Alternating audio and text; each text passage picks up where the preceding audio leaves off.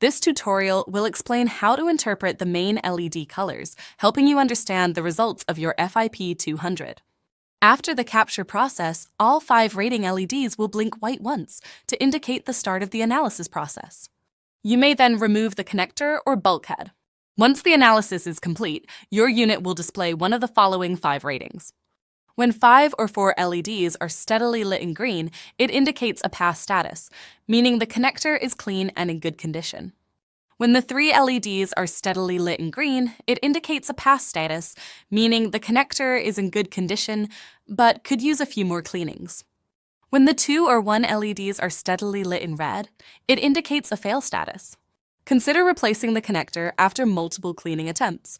After a few seconds, the LED closest to the optical head will turn steady blue, indicating that your unit is ready for a new capture. Note that you can view the synchronized inspection results on the EXFO Exchange application. Error codes. If all 5 bars are flashing red, it indicates an issue with the capture. This could mean the FIP-200 was not fully inserted into the connector, or it moved during image capture. Reinsert the tip into the connector and hold it steady while taking another capture. Also, when the battery level drops below 20%, the battery LED will turn red. To recharge the unit, plug a USB-C charger into the back. While charging, the battery LED will blink slowly. Once the battery LED stays continuously lit, the battery is fully charged at 100%, and you can disconnect the charger. The entire charging process should take less than 2 hours.